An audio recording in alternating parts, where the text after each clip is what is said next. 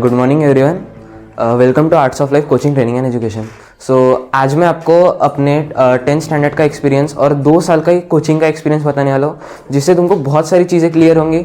कोई जो मिस्टेक्स मैंने किए जो तुम्हें नहीं करने चाहिए, और साथ ही के साथ जितने भी सर ने ट्रेनिंग्स दिए उसको फॉलो करने के फ़ायदे, समर ट्रेनिंग के फ़ायदे क्या होते हैं। सबसे पहले स्टार्ट करते हैं हमारे 9th स्टैंडर्ड से। 9th स्टैंडर्ड में सर ने हमारे साथ क्या किया, सर ने हमारा पूरा बेस क्लियर किया, जिससे हमारा 10th बहुत स्मूथली, बहुत इजीली गया। अब जैसे बहुत सारे नए स्टूडेंट्स हैं, वो 9th में यहाँ नहीं थे, उनका जो बेस क्लियर करना है ना, उनको स्टार्टिंग में ही करना है, ताकि उनका बाद में जो 10th है वो ईजिली एकदम स्मूथली चला जाए। और साथ में जो भी सर टास्क देते हैं उसको पूरा करने के बहुत फ़ायदे हैं। अगर तो मेरी हैंड राइटिंग देखोगे इनिशियल 9th में और अभी की हैंड राइटिंग देखोगे तो ज़मीन आसमान का फ़र्क है। वो किसकी वजह से? सर की वजह से, सर के ट्रेनिंग्स की वजह से। उसके बाद अगर जो हम समर ट्रेनिंग की बात करें तो समर ट्रेनिंग में मैथ बूस्टर की ट्रेनिंग होती है। हमारे इस साल आईओटी की ट्रेनिंग हुई, लास्ट ईयर नहीं हुई थी। और हमारी सर की इंग्लिश स्पीकिंग की ट्रेनिंग वो तो मैंडेटरी है। साथ में एक फ़ायदा सर के ट्रेनिंग का ये होता है कि जैसे मैंने 9th में सर इंग्लिश स्पीकिंग की ट्रेनिंग भी ली, उसके बाद सर के इंग्लिश के क्लासेस भी हुए। 10th में फिर वही दोनों क्लासेस रिपीट हुए, जिससे क्या होता है, पूरे ग्रामर का मेरा बेस क्लियर हो गया और लगातार 2 एग्ज़ाम में मुझे ग्रामर में आउट ऑफ आ रहे हैं। उसके वजह और साथ ही के साथ सर के ट्रेनिंग्स के फ़ायदे क्या है। सर की हर एक ट्रेनिंग, जो स्टार्टिंग से नोट्स मेकिंग की ट्रेनिंग है उससे लेके जो अभी आखिरी ट्रेनिंग होने वाली है इस ट्यूसडे को, वो सारे के सारे इंपॉर्टेंट है। सर जितना भी कुछ तुमको बता रहे हैं ना, सब फॉलो करो, क्योंकि उसके रिजल्ट मिलेंगे। जैसे अभी सर जितने भी टास्क देते हैं वो फॉलो करो। एक मेन बात, टाइम वेस्ट नहीं करना। सर भी बोलते हैं टाइम वेस्ट नहीं करना। क्यों? क्योंकि अगर तुम अभी टाइम वेस्ट कर रहे हो ना, आगे जाके वही टाइम तुमको वेस्ट करेगा। ये सर का भी स्टेटमेंट था। और अगर हम बाकी पूरे ट्रेनिंग्स की बात करें तो पूरे ट्रेनिंग्स में सर ने बहुत कुछ हमें बताया। हमने बहुत कुछ फॉलो किया, उसकी वजह से हमें बहुत सारे रिजल्ट्स भी मिले। अगर मैं बोलूँ तो तुम ये सब फॉलो करो, जिसके वजह से तुम्हें बहुत अच्छे रिजल्ट्स मिलेंगे। पर फॉलो इसलिए नहीं करना कि सर ने बोला, फॉलो इसलिए करना कि तुम्हें कुछ करके दिखाना है 10th में। तुम्हें वही 95%, 99%, 98% अपने रिपोर्ट कार्ड, मार्कशीट पे लाने हैं, इसलिए करो। इसके लिए नहीं कि सर ने हमें बोला, हमारे पेरेंट्स चाहते हैं, इसके लिए करो।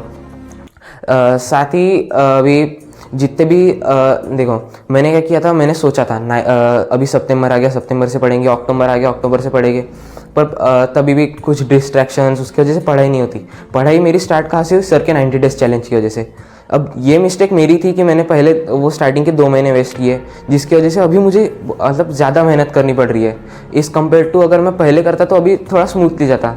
वही तुम अगर पहले से स्टार्टिंग से करोगे, अगर स्टार्टिंग से धीरे धीरे सिलेबस खत्म करोगे, तुम्हारा नवंबर या फिर मिड दिसंबर तक की सिलेबस खत्म हो जाएगा। फिर उसके बाद तुम PYQ, सैम्पल क्वेश्चन पेपर, उसकी प्रैक्टिस कर सकते हो। अब स्टार्टिंग में जब सर साइंस पढ़ाते हैं ना, उसमें अब्सेंटीज मत करना, क्योंकि अगर तुम एक दिन अब्सेंट रहोगे तो तुम ऐसे 2 दिन तुम्हें कुछ समझ में नहीं आएगा। और ऊपर से एक दिन पहले सर ने क्या पढ़ाया था वो भी भूल जाओगे।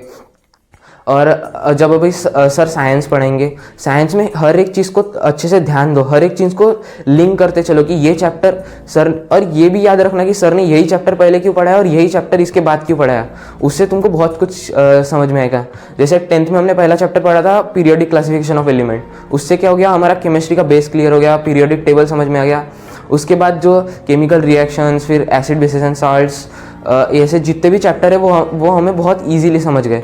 और जो भी सर कुछ बताते हैं ना, वो फॉलो करो, उससे बहुत फ़ायदे मिलते हैं। बहुत सारी चीज़ें जो हमें 9th में लैकिंग्स थी, वो 10th में बहुत सारी चीज़ें ओवरकम हुई।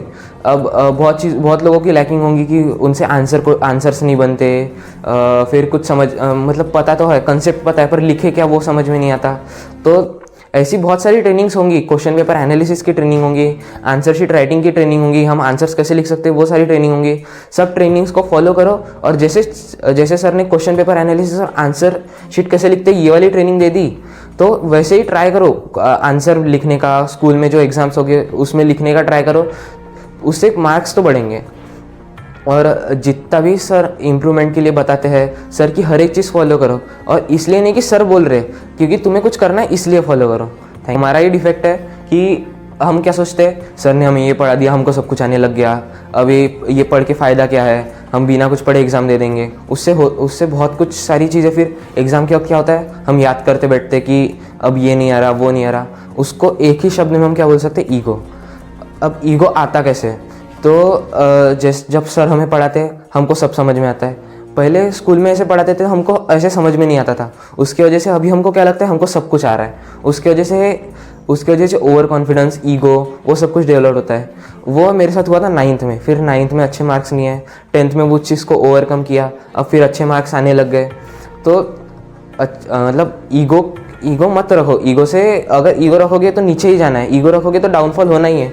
अगर ईगो को तुमने ओवरकम कर लिया, ईगो आने ही नहीं दिया, मतलब ऐसा सोचा कि हाँ सर ने मुझे पढ़ाया, मुझे और अच्छे से मेहनत करनी है ताकि मैं और अच्छा बन सकूँ, इससे क्या होगा, तुम उस चीज़ को ओवरकम कर सकोगे, मार्क्स भी बढ़ेंगे, तुम्हारा नॉलेज लेवल भी बढ़ेगा, और साथ ही साथ इसमें 11th-12th में भी फ़ायदे होंगे। क्योंकि अब तुम एक चीज़ सोच सकते हो, जैसे कोई लड़का यहाँ पे स्टेट का है, वो सोचेगा मैं CBSE का क्यों पढूं, कोई CBSE का है, वो सोचेगा मैं स्टेट का क्यों पढूं, जबकि मुझे पढ़ना तो अपने ही बोर्ड का है। पर ऐसा कुछ नहीं है। अगर जैसे हम स्टेट का एक लेसन ले सकते हैं, एनिमल क्लासिफिकेशन, वो CBSE में 1% नहीं है, ना 9th में था ना 10th में है। उस पर वो लेसन 11th-12th में कंपलसरी आने वाला है। और साथ ही साथ जो CBSE में एक लेसन है कंट्रोल एंड कोऑर्डिनेशन, वो स्टेट में कहीं भी नहीं है, सिर्फ 9th में था, 10th में नहीं है, पर 11th-12th में वो कंपलसरी आने वाला है। तो ऐसा समझना गलत चीज़ है कि मैंने जो स्टेट का पढ़ा वो मेरे लिए मतलब ये हो रहा है, भारी हो रहा है, या फिर मुझे नहीं पढ़ना चाहिए। ऐसा समझना गलत चीज़ है। तुम वो भी पढ़ो, अपनी बोर्ड की भी पढ़ाई करो, उसकी भी पढ़ाई करो, तुमको रिजल्ट्स डेफिनेटली मिलेंगे। Thank you.